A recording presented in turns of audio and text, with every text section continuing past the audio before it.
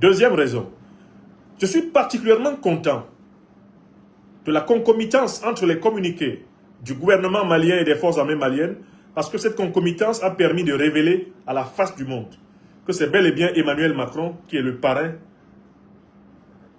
des groupes terroristes qui ensanglantent l'Afrique, et notamment le Sahel. Car en nous donnant ces deux communiqués le même jour, le Mali a voulu nous montrer une fois de plus que ces accusations depuis le 15 août 2022 n'étaient pas des accusations par hasard. J'en suis particulièrement heureux, car cela corrobore les démonstrations scientifiques que j'ai faites dans mes travaux, dans mes articles, dans mes conférences. J'ai toujours démontré, avec des preuves occidentales, dans mon maître ouvrage, l'impérial terrorisme, que c'est l'OTAN, l'Union européenne, la France, l'Ukraine et leurs alliés du Moyen-Orient qui attaquent l'Afrique et qui utilisent des mercenaires, du JNIM-FLA et des gouvernements vassaux, des valets, eh bien, de la CEDEAO et d'Afrique du Nord. Ça, je l'ai démontré scientifiquement. Mais par le coup de maître du leader malien, Assimi Goïta aujourd'hui, la démonstration a été diplomatique et géopolitique. Assimi Goïta, par la manière de mener ce processus, a révélé que c'est Macron, en réalité, qui détenait en otage. C'est Macron qui détenait en otage des soldats maliens. Car en réalité, la coalition du JNIM-FLA a pour chef suprême Emmanuel Macron. Une fois que la pression est mise sur Macron, qui voulait obtenir la libération de son espion, de son mercenaire, de sa barbouze, sans contrepartie, une fois qu'il a compris qu'on sait que c'est lui qui est derrière, Macron a lâché du lest. Assimi Goïta lui a tordu le bras. Macron a demandé à ses lieutenants de libérer les otages maliens. Et l'opération menée par le Mali montre Macron.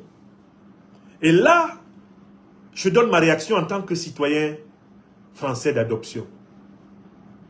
C'est une honte pour nous. Que ce soit les Français dits de souche ou les Français d'adoption que nous sommes, de nous rendre compte que le président de notre République est en réalité un chef terroriste. C'est une honte absolue. Et il faudrait que tout le monde en France soit au courant de ce que Macron fait ici, en Afrique. C'est une honte absolue. Toute personne qui a la citoyenneté française, toute personne de nationalité française sur cette terre des hommes doit avoir honte de ce qui vient d'être révélé encore aujourd'hui. Car le lieutenant-colonel Yann-Christian Bernard Vézilier, espion de la DGSE, impliqué dans la déstabilisation au Mali, n'a pu être gracié que parce que Macron a ordonné la libération de nos frères, des FAMA. Les Françaises et les Français, en France et hors de France, doivent prendre conscience du fait qu'Emmanuel Macron a conduit la République française dans les caniveaux de l'histoire. Maintenant, le rôle direct du chef de l'État français dans le sponsoring des groupes terroristes éclate au grand jour. Car on assiste littéralement à une sorte d'échange de prisonniers entre le chef de la junte néocolonialiste et terroriste française et le chef de l'État malien. C'est à ça que nous allons assister aujourd'hui, jeudi 13 août. Le président Assimi Goïta lui a dit « Je sais que c'est toi qui détiens mes hommes. Tu libères mes hommes, je te libère un homme. Un. Je te libère un homme. » Et ne me parle pas des autres terroristes mercenaires qui sont en prison au Mali. Ils sont des milliers qui sont en prison, les terroristes mercenaires là. Les exécutants de Macron là. Eux, ils sont en prison. On n'a pas échangé un seul. Le Mali n'a pas échangé un seul d'entre eux. Eux, ils sont en prison. C'est des citoyens africains. Ils répondent de leurs actes ici. Mais un militaire français, 82 militaires maliens. Ça s'appelle un duel, un mano à mano, remporté par Assimi Goïta contre Emmanuel Macron. Et je dis, j'insiste sur la deuxième idée, c'est une honte française. Nous sommes en pleine abomination. C'est honteux qu'un président d'un État qui, pendant très longtemps, s'est présenté comme patrie des droits de l'homme, patrie de la Révolution française, un État qui a connu quelques-uns des esprits les plus brillants de tous les siècles, l'État français. C'est une honte qu'en plein 21e siècle, le chef de l'État français soit pris en flagrant crime de parrainage du terrorisme en Afrique. Toute personne française, honnête et sincère, doit avoir honte d'avoir Macron comme président. Même pour nous, qui comme citoyens français, n'avons pas élu Macron, je n'ai jamais pris mon bulletin de vote en tant que citoyen français pour voter pour ce Macron. Parce que dès que j'ai vu sa tête, quand il était secrétaire général de l'Élysée, j'ai su qu'il était un démon. Moi, j'ai su qu'il était un démon. Même dans ma propre maison, j'ai essayé de convaincre les membres de ma famille en âge de voter de ne jamais voter pour lui. Mais comme on ne peut pas forcer les adultes avec lesquels on vit à faire exactement les mêmes choix que soi. Mais je connais des gens dans ma famille qui ont voté pour Macron parce qu'on nous disait en France que ça allait nous protéger de l'extrême droite. Ça allait nous protéger de Marine Le Pen. Aujourd'hui, on voit que Macron, Marine Le Pen, c'est pas très différent. C'est la même clique. Moi, j'ai refusé. Chaque fois que j'ai eu Macron et Marine Le Pen, je suis resté chez moi. Je suis resté chez moi. Je n'ai jamais donné une voix.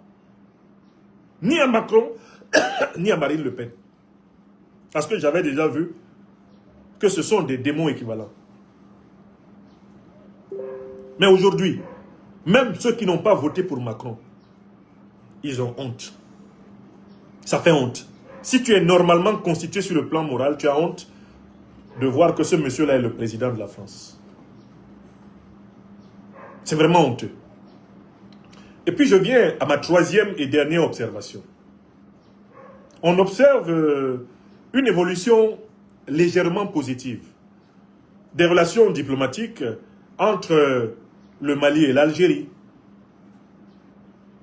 Peut-être que cette libération peut augurer d'une amélioration des relations sur cette question-là entre le Mali et la Mauritanie. On voit une fois de plus qu'il y a eu des médiations intéressantes. Peut-être la médiation du Maroc, peut-être la médiation du Togo, peut-être même la médiation de l'Algérie. Alors, tout ceci doit, nous, Africains, au sens large du terme, j'entends par habitants du continent africain, nous amener à faire la réflexion suivante. Est-ce qu'il ne serait pas temps, je m'adresse ici aux dirigeants algériens, marocains, mauritaniens, est-ce qu'il ne serait pas temps que collectivement, nous qui habitons le continent africain, qui sommes condamnés à cohabiter, à coexister sur le continent africain, est-ce qu'il ne serait pas temps que nous refusions d'être instrumentalisés par des puissances non africaines contre nos peuples voisins? Est-ce qu'il ne serait pas temps que nous ayons l'intelligence que les Occidentaux ont eu de créer l'Union européenne, que les Occidentaux ont eu de créer la Fédération américaine, l'intelligence que les Russes ont eu de créer la Fédération de Russie, l'intelligence que les Chinois ont eu de créer l'immense République populaire chinoise. Est-ce qu'il ne serait pas temps que nous, en Afrique, ne serait-ce que deux immenses États, des États-Unis d'Afrique du Nord, parce que j'estime quand même qu'il y a une continuité civilisationnelle entre les Mauritaniens arabes, je ne parle pas des Mauritaniens noirs, les Tunisiens, les Marocains, les Algériens, les Égyptiens, est-ce que ces gens-là ne devraient pas créer sérieusement une fédération arabe d'Afrique, une grande puissance, pour peser dans l'équilibre des nations, comme nous, en Afrique subsaharienne, avons le devoir de créer les États-Unis d'Afrique, la Fédération d'Afrique subsaharienne? Est-ce qu'il n'est pas temps que le génie de nos intellectuels, le génie de nos stratèges, le génie de nos leaders se consacre plutôt à construire cela? Parce que voici 600 ans, au moins, qu'on instrumentalise des pays d'Afrique noire les uns contre les autres. On instrumentalise l'Afrique du Nord contre l'Afrique noire. On instrumentalise le Maroc contre l'Algérie, l'Algérie contre le Maroc. On instrumentalise la Mauritanie contre le Mali. On instrumentalise le Nigeria contre l'AES, la Côte d'Ivoire contre le Mali. Pourquoi? Parce que quelque chose de grave s'est passé dans nos élites et dans nos peuples. L'incapacité de penser que pour que nous soyons collectivement respectés dans le monde, il faut que nous soyons unis. Il faut que nous soyons forts ensemble. Qu'est-ce qui ne serait pas possible comme développement extraordinaire dans la région sahélienne si la Mauritanie, l'Algérie arrêtaient de jouer le jeu de la déstabilisation?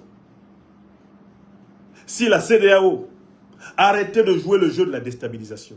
Si le Rwanda et l'Ouganda arrêtaient de jouer le jeu de la déstabilisation? Qu'est-ce qui ne serait pas possible sur ce continent en termes positifs? Oui, c'est la troisième réflexion que tout ceci m'inspire.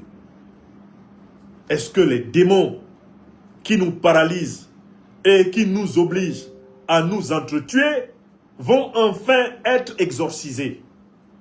Parce que là, tout le monde voit très bien que cet épisode de la crise sahélienne s'explique par la manipulation de la France. Sans le soutien français, l'armée malienne aurait déjà réglé les comptes du JNIM-FLA. Sans le laxisme algérien, le laxisme mauritanien, le laxisme ivoirien, le laxisme béninois, le laxisme nigérian, le Sahel aurait déjà écrasé les terroristes. C'est la même chose en Afrique centrale. Regardez le comportement de pays comme le Tchad, de pays comme le Rwanda, de pays comme l'Ouganda envers leurs voisins.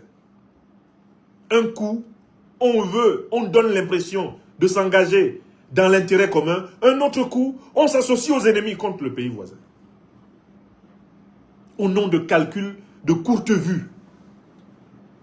Au nom de tout petits calculs qui ne sont valables que pour 5 ou 10 ans avant un nouveau chaos.